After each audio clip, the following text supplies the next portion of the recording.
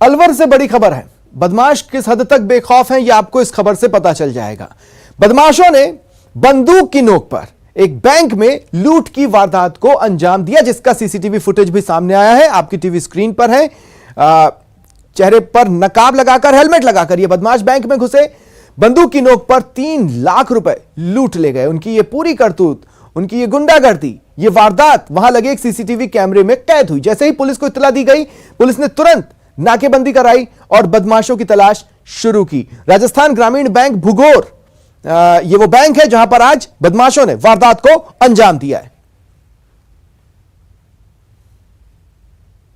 3 लड़के आए थे, देसी कट्टे के था और कितना था? 3 लाख के आसपास।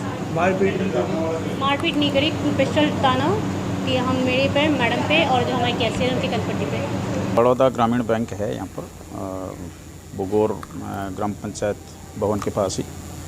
उसमें 3 बदमाशान हैं हथियारबंद, वो हेलमेट पहन रखे थे उन्होंने, और बैंक से 3 लाख रुपए के करीब लूट के ले गए। पुलिस ने कोशिश कर रही है इसमें जांच की पूरे गंभीरता से, और नाकाबंदी करवा दी गई है। 26 अगस्त को छात्र संघ चुनाव करवाने की तिथि जारी की गई। इसके बाद माफ कीजिएगा, हाल ही में छात्र संघ चुनाव करवाने की तिथि जारी की गई। इसके बाद से ही अखिल भारतीय विद्यार्थी परिषद की ओर से छात्र संघ चुनाव तिथि आगे बढ़वाने की मांग को लेकर आंदोलन चल रहा है।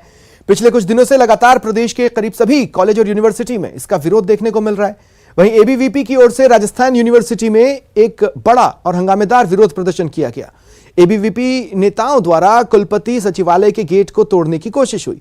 गेट के ऊपर लगे कांच के शीशों को तोड़ दिया गया।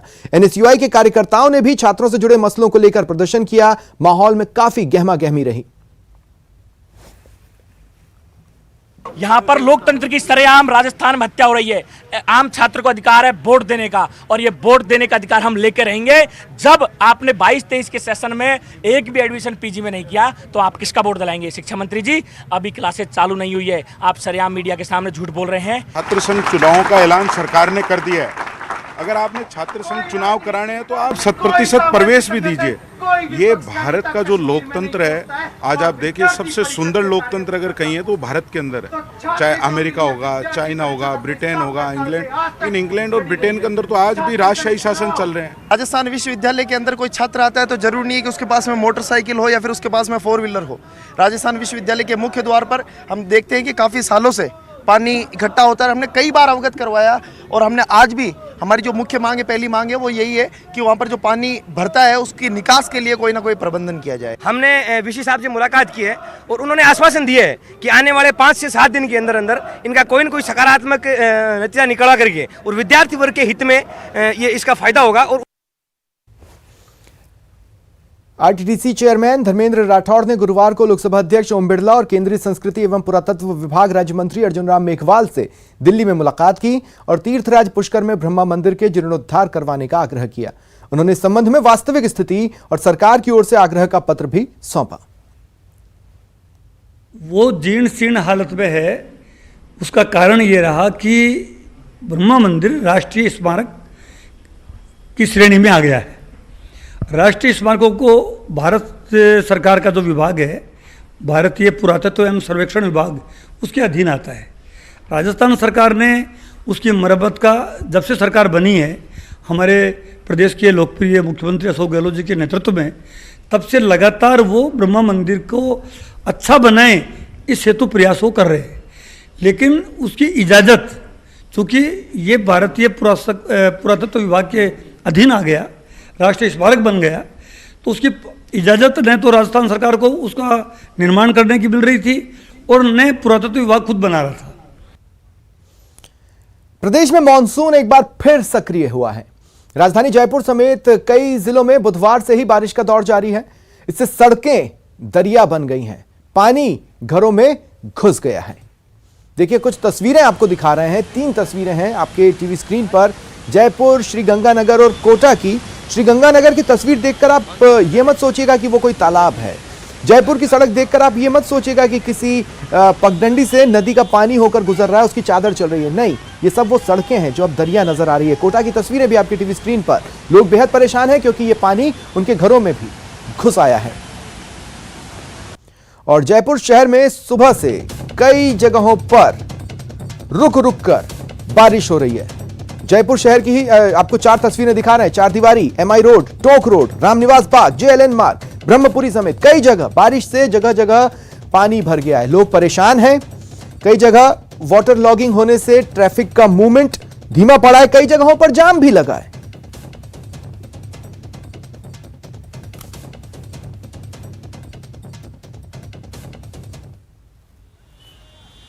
ब्रेक के बाद राजस्थान में मॉनसून एक बार फिर से एक्टिव हो गया है।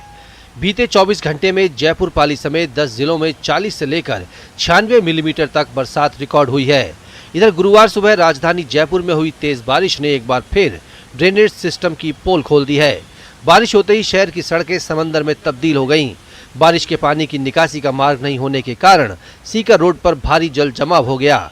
इसके अलावा बीआरटीएस कॉरिडोर भी लबालब हो गया। साथ ही चारदीवारी, MI road, Tonk road, Ramniwas Bagh, JLN मार्ग, ब्रह्मपुरी समेत कई जगह लबालब नजर आए। जगह जगह पानी भर जाने के कारण स्कूल दफ्तर जाने वाले लोगों को खासी परेशानी हुई। शहर में कई जगह वाटर लॉगिंग होने से ट्रैफिक का मूवमेंट भी धीमा पड़ गया। यहाँ तक कि जेसीटीएसएल की लो फ्लोर बसों में भी पानी भर गया। साथ ही कई वाहनों में पानी भरने के कारण खराब होने की समस्या भी दिखी। क्षेत्र में पिछली बारिश के दौरान भी इस तरह का नजारा देखने को मिला था। इसके साथ जयपुर के अन्य निचले इलाकों में भी जल भराव की तस्वीरें सामने आई हैं। सीकर शहर में झमाझम बारिश का दौर शुरू हो गया है। कई इलाकों में जमकर बारिश हुई। जिला मुख्यालय पर हुई बारिश की वजह से शहर के कई निचले इलाकों में पानी भर गया। मौसम विभाग ने जिले भर में आज भारी बारिश का अलर्ट जारी किया है। जिले के कई इलाकों में अच्छी बरसात हुई है। तेज बारिश के बाद शहर की नवलगढ़ रोड एक बार फिर पानी से लबालब है। व्यापारियों को दुकानें बंद करनी पड़ गईं। इसके अलावा भी कई इलाकों में पानी भरा और आमजन को परेशानी हुई। अगले कुछ दिन तक जिले में मॉनसून का दौर जारी रह सकता है।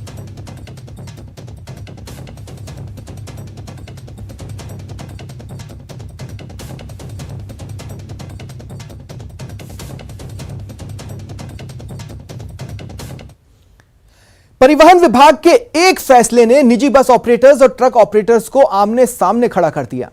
ट्रक ऑपरेटर्स तो इस फैसले से इतने नाराज हैं कि 6 अगस्त को एक दिन की हड़ताल का ऐलान भी कर चुके हैं।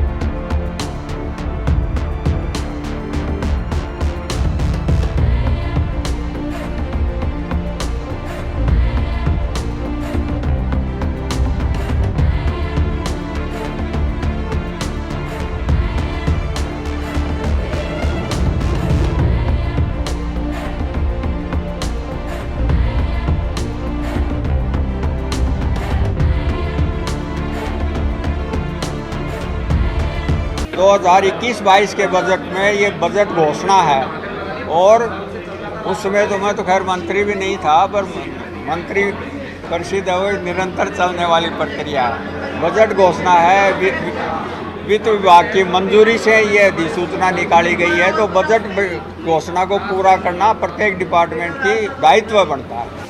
सरकार के अपने फैसले पर अड़े रहने के बाद ट्रक यूनियंस ने 6 अगस्त को सांकेतिक हड़ताल करने और उसके बाद बड़े आंदोलन की चेतावनी दी है। शनिवार को हड़ताल का निर्णय सांकेतिक हड़ताल होगी, सरकार को चेताने के लिए कि अगर हमारी मांग नहीं मानी गई तो फिर हम आगे अनिश्चितकालीन हड़ताल करेंगे। ये केवल सांकेतिक एक दिन का हम बंद रखेंगे ताकि सरकार को ये मैसेज चला जाए कि हम किसी भी हद तक जाने को तैयार हैं। दूसरी तरफ निजी बस ऑपरेटर्स की अपनी दलील है। उनका कहना है कि अगर वो सवारियां ढोने के साथ साथ कुछ अतिरिक्त आय कानूनी तौर पर अर्जित कर रहे हैं तो किसी को कोई परेशानी नहीं होनी चाहिए। बसें तो पैसेंजर के लिए होती है, फिर भी कुछ माल ऐसे होते हैं जो हल्के फुल्के पहुंचाने के लिए बस सुविधा सही होती है। इसलिए परिवहन विभाग ने जो निजी बसों पर माल ढुलाई की जो परमिशन दी है वो एकदम सही दी है। ट्रक ऑपरेटर्स और निजी बस ऑपरेटर्स दोनों के अपने अपने तर्क हैं। निजी बसें सरकार की अनुमति से सामान ढो रही है और ट्रक यूनियन अपनी आय कम होने से नाराज हैं। ऐसे में सबकी नजर अब सरकार की ओर है। जयपुर ट्रक ऑपरेटर एसोसिएशन ने ट्रांसपोर्ट कमिश्नर से मुलाकात की है। उनकी शिकायत है कि निजी बसों ने भी अब पैसेंजर के साथ साथ सामान ढोने का काम शुरू कर दिया है और इस काम की वजह से उनकी आय पर बहुत ज़्यादा फर्क नज़र आ रहा है। इसी के चलते ट्रक ऑपरेटर एसोसिएशन ने एक बड़े आंदोलन की तैयारी की है। उनका कहना है कि सरकार अपने नियमों में बदलाव करे और निजी बसों को सामान ढोने की छूट ना दे। अगर ये छूट जारी रहती है तो आने वाले समय में वो एक बड़ा आंदोलन करेंगे, जिसके चलते वो राजस्थान में बंद का आह्वान करेंगे। कैमरामैन अविनाश के साथ आसिफ खान, न्यूज़ 18 जयपुर। अलवर जिले के सरिस्का टाइगर रिजर्व में जल्द रणथंभौर से बाघ शिफ्ट किए जाएंगे, जिससे सरिस्का में पर्यटकों को अधिक बाघ देखने को मिलेंगे। अलवर जिले के सरिस्का टाइगर रिजर्व आने वाले सैलानियों को अब ज्यादा बाघों का दीदार होगा। जी हां, सरिस्का टाइगर रिजर्व में जल्द ही रणथंभौर से बाघ शिफ्ट किए जाएंगे। इससे सरिस्का में बाघों की वंशवृद्धि को बढ़ावा मिलेगा। सरिस्का के घने जंगल और खूबसूरती के लिए देश विदेश में अपनी खास पहचान रखता है।